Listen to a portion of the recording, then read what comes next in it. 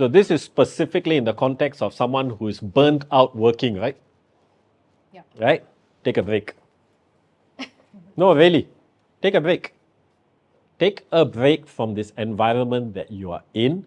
Take a sabbatical. Right? It's one of those things that I realized that we don't quite do here. Not just Singapore, I think Asia as a whole. People are starting to do it a little bit here and there, but it's not a norm. All right? But in the West, it's something that has been normalized to a certain extent. All right? Taking sabbaticals. Take a break. Right? And I'll share with you a story, okay, on this. Just after the pandemic, all right? So during the pandemic itself, that 3 years of lockdown, things got a little tough for a lot of people. Right? A lot of people went through ups and downs. I'm no different. I had my downs as well. Right? But the only difference, I suppose, during that time was we were confined to our house. Right? And for me, that sense of confinement triggered more negative emotions within me. So I was in the one place that I didn't want to be. All right? Because I live alone. Right? Every day I go back to a sense of nothingness and emptiness. All right? And remember I told you just now, I too go through ups and downs in life. This was just a few years ago. All right? This was in the midst of me already having published a book on how to manage your emotions and emotional mastery. It happens to the best of us because we go through different experiences in life. That was the point I realized that the book that I wrote had a lot of tools for the troubles and challenges that I had faced before. But it didn't have the answers for the troubles and challenges I was facing at that point of time. So there needs to be that rediscovery again. Okay, so every day I used to go back to the one space which I didn't want to go back to because this space was triggering more negative emotions within me. Unfortunately, it was the pandemic and I couldn't go anywhere else. All right, so things got dark, right? Really dark. But the moment the pandemic was kind of over, borders opened up, we were allowed to travel again, I needed a break. Okay, I needed a break. So I jumped on a plane. I went to the US. My brother lives there, and I spent 3 months in the US just to take a break from here and whatever that was going through. All right, because the work that I do, I can do from anywhere around the world. I produce a lot of content for my YouTube channel. I write. I'm in the midst of writing 2 more new books right now, so I can do it anywhere. Okay, so I just decided to take that 3-month break. After 3 months in the US, I realized that I was not ready to come back. I still needed to travel a little bit more. So I went to South America and I backpacked around South America for 3.5 months. All right, just going from city to city, meeting new people, talking to different people, just in a different environment altogether. Went back to the US again, spent another 3 months there, and then came back to Singapore after 9.5 months. Okay, so something amazing happened when I got back to Singapore after 9.5 months. I didn't know that this was going to happen, but it did. I walked into my house, right? Opened the doors, I went into this house of mine. And I just stood there and I looked at the space. All right? I just looked around. And then I walked around my house. I looked at everything there. And then it suddenly hit me. It struck me that everything that I need to survive in my life is in my bags. All right? Because these were the 2 bags that I had with me for 9.5 months. And out of that 2 bags, I backpacked with only 1 bag for 3.5 months. Right? Everything I needed, from my amenities to my clothes, even for my work stuff, laptop, camera, everything was with me in my 2 bags. Which then spurred the next question, why do I have so much things in my house? Like, why do I really have so much things in my house? And why am I holding on to the things in my life, in my house, which I don't really need? So after that 9.5 months, my first order of business when I got back, there was this emotional detachment to whatever that was toxic in my life. Things that I had grown accustomed to accept as part of my life, I no longer had that emotional attachment. That detachment happened because I was away. Not because I planned for it to happen, not because I sat down on some mountain and meditated day and night. I didn't attend any seminars, but just being away from the toxicities in my life, in my home, allowed me to get rid of it. I spent the next week or two just throwing things away. I kid you not.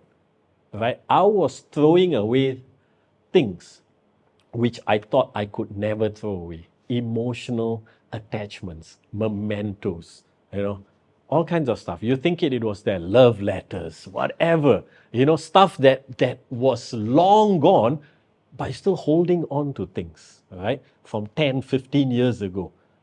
Everything just went in a bag, right? So why am I telling you this story? In our life, right, there are 3 areas of relationship. Okay, this is very important, right? There are 3 areas of relationship in our life. There's people, possession, and thoughts.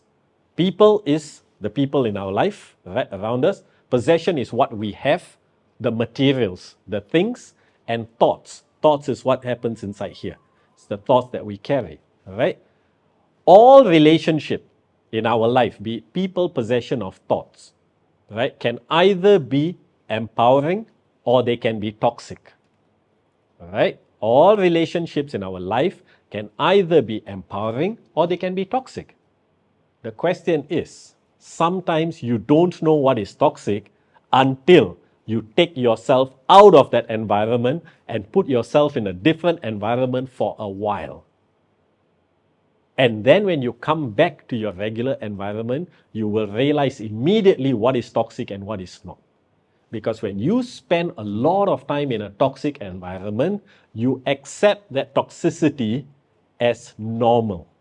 You accept it as part and parcel of life. You start convincing yourself that you have to live with this toxicity. And the truth is you don't have to. So how do you get that awareness of what's toxic? You got to take yourself out of that environment. Because when you come back immediately, it'll show you what was toxic because it has been missing for a long time. Right? So I'm not saying that you got to go and travel for about 9.5 months. Right? If you can, all well and good. But if you can't, you've got to go out for at least 2 to 3 weeks. If you can, at least a month. And here's the other thing. Travel alone. Travel alone. Remember, you want to take yourself out of the environment that you have grown accustomed to. I'm not saying abandon your loved ones, all right? I'm not saying leave your kids, leave your children, leave your wife, leave your husband. It's not that, all right? But it's an healthy approach to self-care where everybody takes some time off to go and travel on their own to rediscover themselves. Trust me, if you have never traveled alone, try doing it for 1 week. Just 1 week, right? Because if you have never done it, 1 week will also make that difference, all right? That kids that annoy you suddenly won't annoy you anymore. You'll come back and you realize that, holy crap, I do miss them a lot, But you have to travel alone because really what you're doing is you're taking yourself out of what you have grown to accept as okay. Right, so that will be my answer. Right, take that break out because if you are feeling that at work, burnout and all that, take that break away for a little bit and then come back. And then you've got to ask yourself, once you discover what is toxic in your life, now comes the next part. All right, ask yourself, do you want this toxicity in your life or do you not want this toxicity in your life?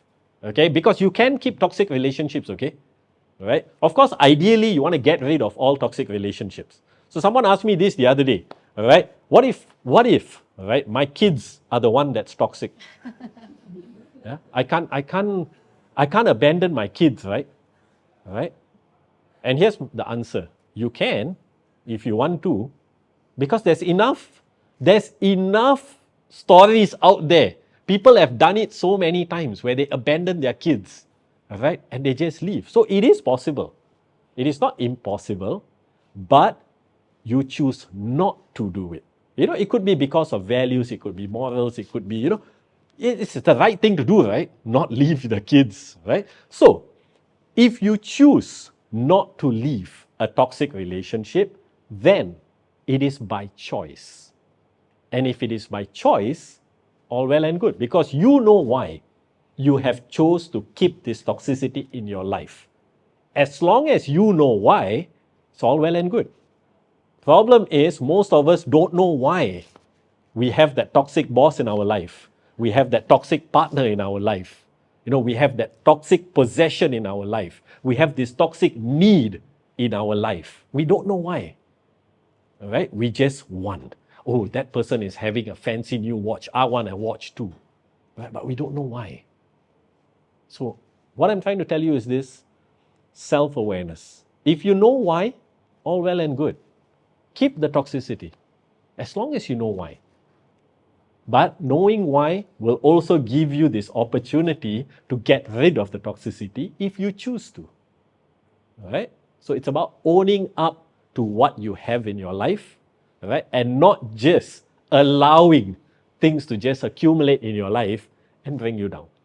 Okay, so that's